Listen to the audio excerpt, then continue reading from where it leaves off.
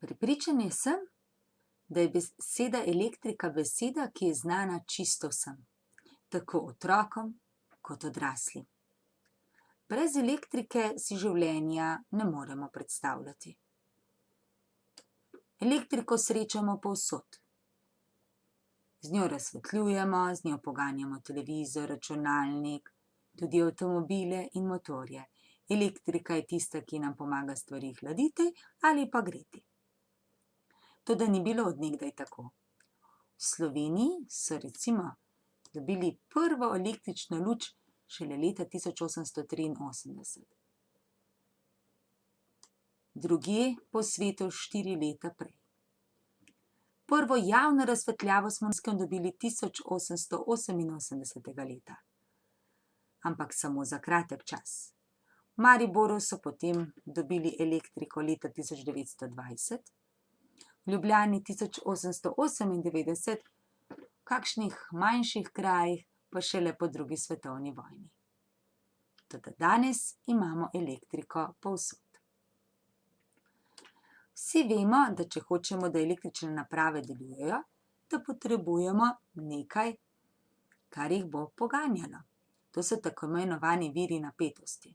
Zato lahko uporabimo baterije ali galvanske člene, lahko uporabimo akumulator, tega uporabljamo recimo v avtomobilu, zato da avto na začetku sploh prižge, kasneje pa zato, da gorijo luči, dela radio.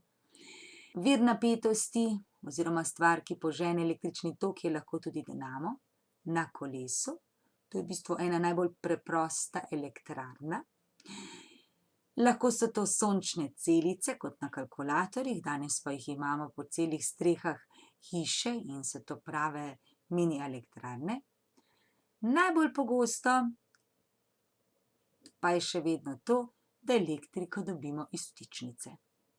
Vtičnica sama seveda ni vir napetosti. Poglejmo si, kako pride elektrika do vtičnice. Elektriko proizvedejo s pomočjo generatorjev v različnih elektrarnah. To so lahko termoelektrarne, jedrske elektrarne, hidroelektrarne.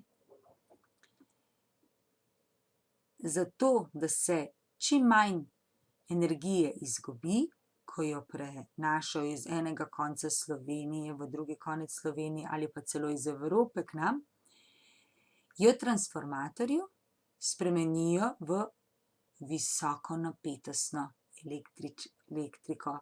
In ta potem potuje po daljnovodih. Ko pride v bližino neke vasi, se v drugem transformatorju ta elektrika zopet spremeni iz visoke, nekaj tisoč voltov, v 220-voltno napetost, ki potem pride k nam. Po hiši jo potem razpeljemo in preko vtičnic pripeljemo v vsako električno napravo v gospodinjstvu. Včasih pa se nam zgodi, da ne potrebujemo nobenega vira napetosti, pa imamo vseeno opraviti z električnimi pojavi. Ste že kdaj videli koga, ki se je spustil po topoganu in dobil čudovito frizuro? Ali pa nekoga, ki je skaškal po trampolinu? No, o takšni statični elektriki so nekaj vedeli že v času pred našim štetjem. Ta 600 pred našim štetjem je Thales iz Mileta pogruntal, kaj je to statična elektrika. Potem se dolgo časa o elektriki ni govorilo skoraj nič, do leta 1600. Takrat so začeli zopet izumljati razne naprave, ena bolj pomembnih je bil parni stroj, ki ga je izumil James Watt.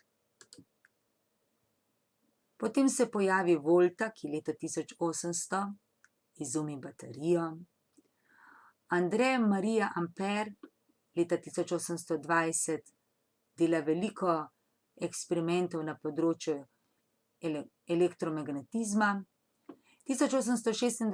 leta George Ohm iznajde Ohmov zakon.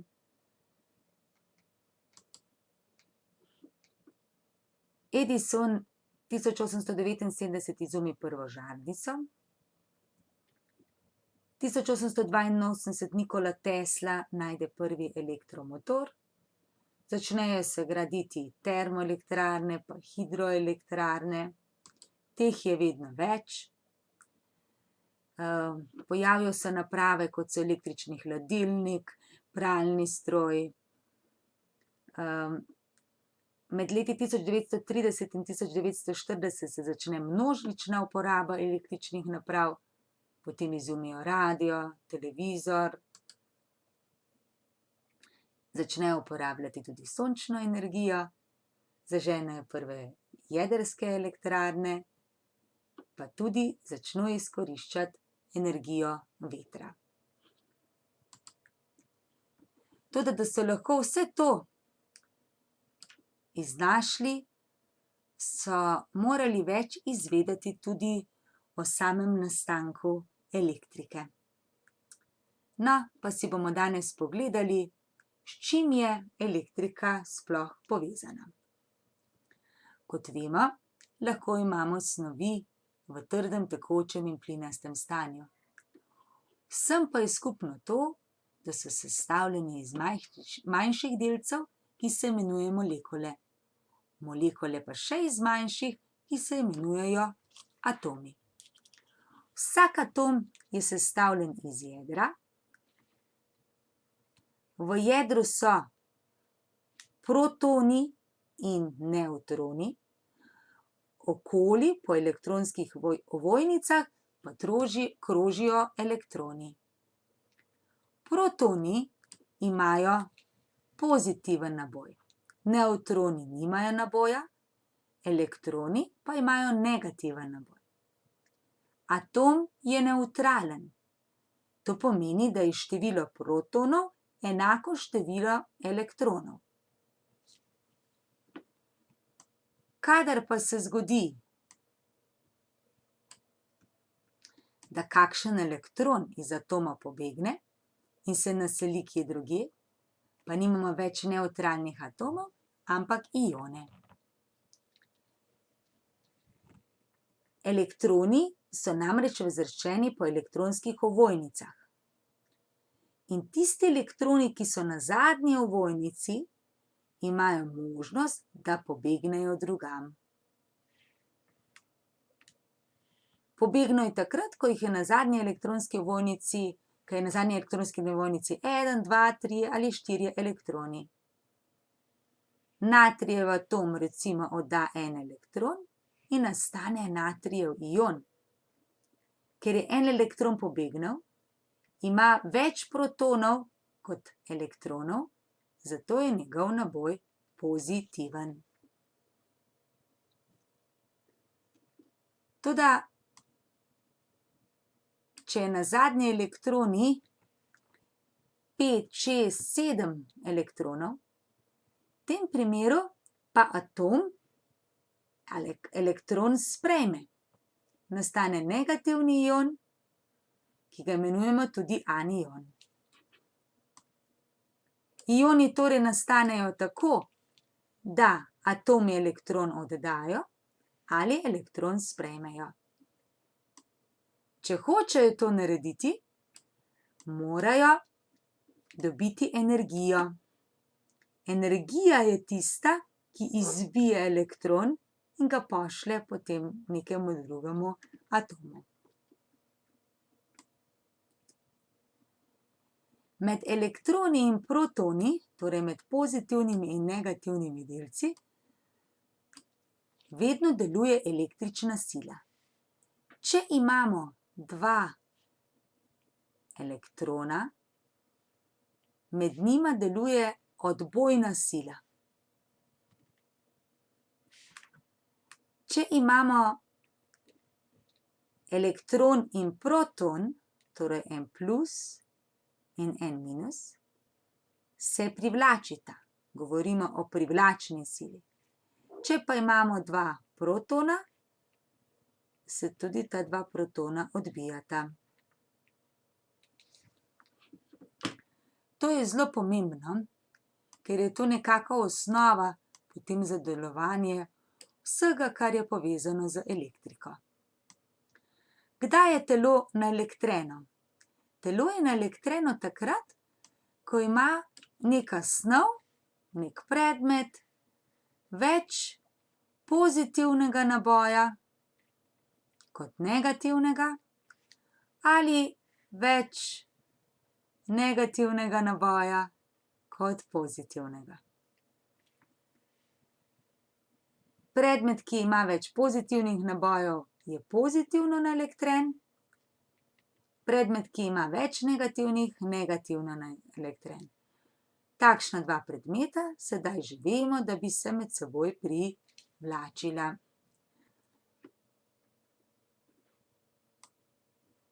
Kako pa telo naelektrimo? Možnosti je več. Prva možnost je z drgnjenjem. To je takšen direkten obračun. Z drgnjenjem telesu dovajamo energijo in ga s to energijo prisilimo elektrone, da zapustijo en predmet in grejo na drugega. Na začetku imamo palico in krpo, ki sta nevtralna. Ko nekaj časa drgnemo, elektroni prehajajo na palico, in ko damo na koncu palico in krpo narazen, je krpa naelektrena pozitivno, palica pa negativno. Prvi način elektritve je torej drgnjenje. Z drgnjenjem lahko naelektrimo balon. Balon drgnemo v majico ali pa v lase. Ko ga drgnemo dovolj dolgo časa, se naelektrin balon prilepi na steno.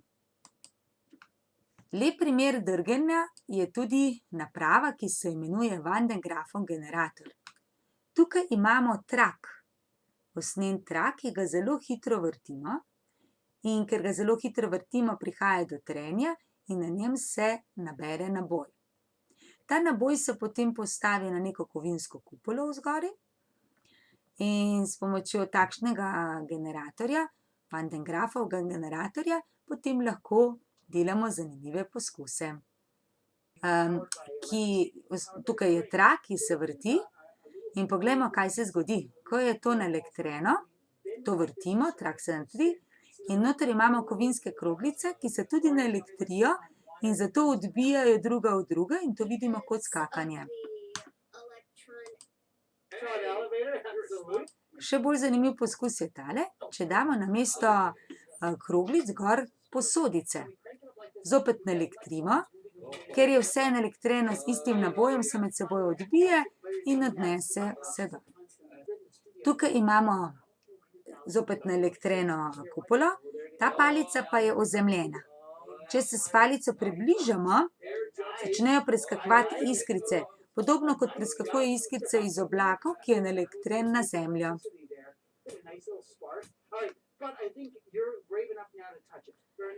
Še ena možnost, če se dotaknemo takšnega generatorja, poglejmo, kaj se dogaja z lasmi. Lasje se dvignejo v zrak. Drugi način naelektritve je naelektritev z dotikom naelektrenega telesa. Tukaj velja zakon veznih posod. Dokler sta predmeta ločena, je lahko eden od predmetov naelektren negativno, to pomeni, da ima veliko elektronov, drug predmet pa je nevtralen, ima enako število elektronov kot protonov.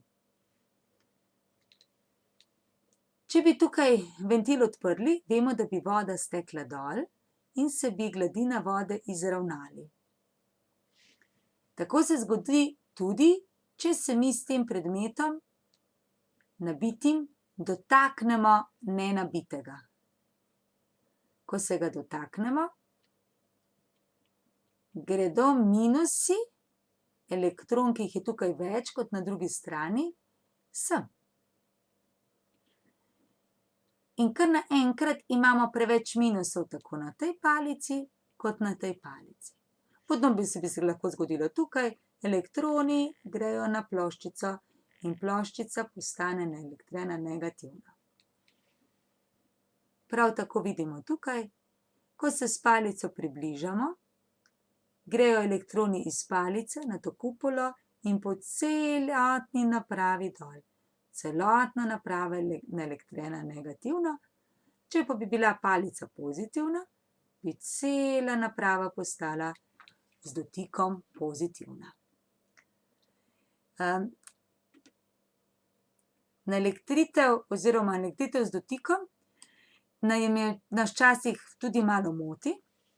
Ko recimo mi hodimo dlje časa, se tudi na nas nabere električni naboj, sploh če hodimo po tapisonih recimo, ali pa če tapkamo žogo, kakšno usnjeno pri telovadbi.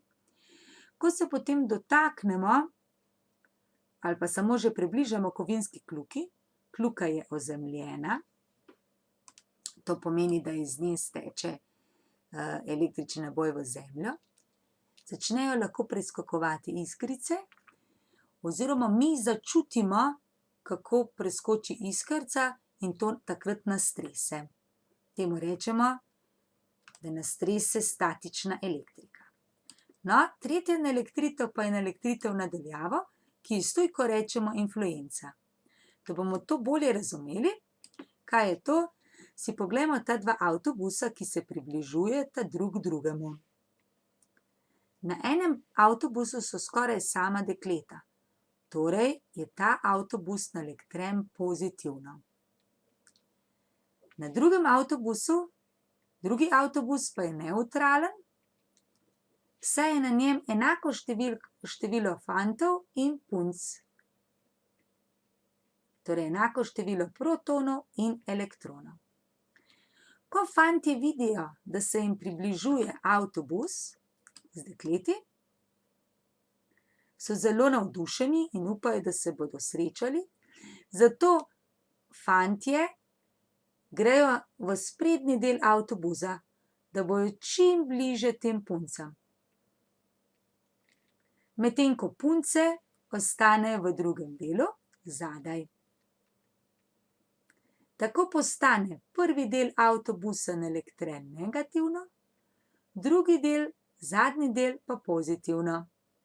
Če bi tukaj vmes potegnili žico in priključili žarnico, bi elektroni iz sprednjega dela, ki je negativen, stekli v zadnji del, ki je pozitiven. Torej bi stekla elektrika. Toda, ko se ta avtobus odpelje mimo, fantje ugotovijo, da vse skupaj nima smisla, da so jih punce samo okanile in kar naenkrat se vsi fantje odločijo, da grejo nazaj na svoja mesta in avtobus se razelektriti. Spet so naboji enakomerno porazdeljeni.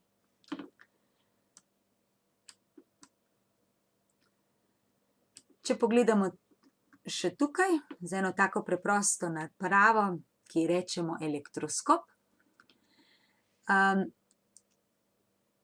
Ko se mi približamo z negativno palico, se vsi minusi iz tukaj premaknejo na spodnji del, medtem ko na zgornjem delu ostanejo samo pozitivni delčki. Tako je naš elektroskop za nekaj časa naelektren s plusom zgoraj in z minusom spodaj. Toda, ko bomo to palico umaknili, se bodo tudi elektroni vrnili nazaj.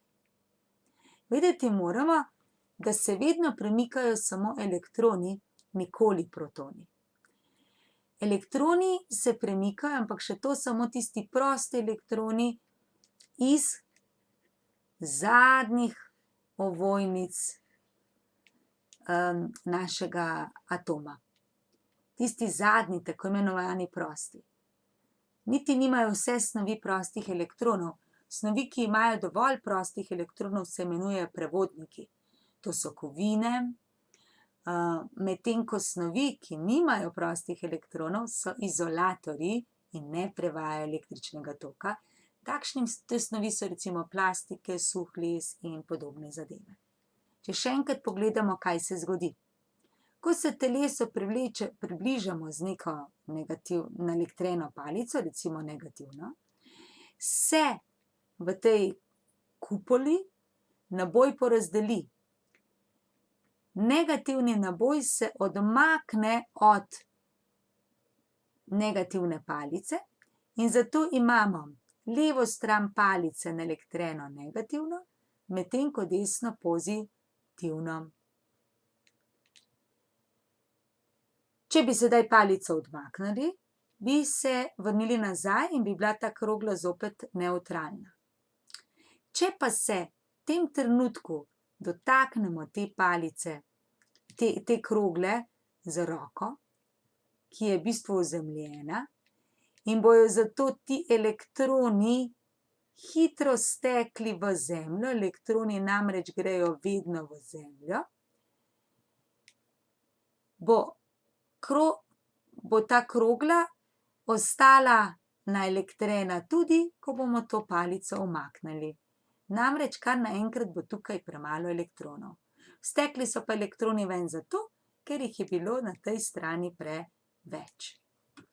Poglejmo si še za konec napravo za merjenje električnega naboja. Omenili smo že, da je to elektroskop. Ta naprava nam sicer ne pove, kakšen naboj imamo, pozitiven ali negativen, pove nam pa, ali je naboj večji ali manjši. Tej napravi približamo z nabito palico, recimo, da je ta negativno nabita, bo elektroni stekli povsod in bo torej obe kovinski tele prečki naelektreni negativno in zato se bosta odbili. Če se bi zdaj tej palici približali z drugo pozitivno palico, bi ti elektroni šli nazaj gor in bi palica postala nevtralna, to pa pomeni, da bi ta kazalec ne bil več umaknjen, ampak bi se vrnil v prvotni položaj, to pomeni kar takole zraven. Poleg elektronov so nosilci naboja lahko še ioni. Ioni so lahko pozitivni ali negativni. Oboji se lahko premikajo, vendar samo v tekočinah. V trdem stanju se ioni ne morejo premikati. Tako so prenašalci električnega naboja v trdih snoveh samo elektroni. Takšne snovi so kovine, medtem ko ioni prenašajo električni naboj v tekočinah. Električni naboj označimo z malo pisano črko E ali z malo tiskano črko E. Enota za električni naboj je amper sekunda ali kulon. Kulon je bil en mož, ki se je ukvarjal z elektriko in njemu včasih je tudi enota kulon. En elektron ima zelo majhen naboj. Rečemo mu osnovni naboj, E0. In sicer ima elektron minus E0 naboja, to je minus 1,6 krat 10 na minus 19 amper sekunde. Enak naboj ima tudi en proton. Samo da ima proton pozitivni naboj, plus E0. Po velikosti je pa enak.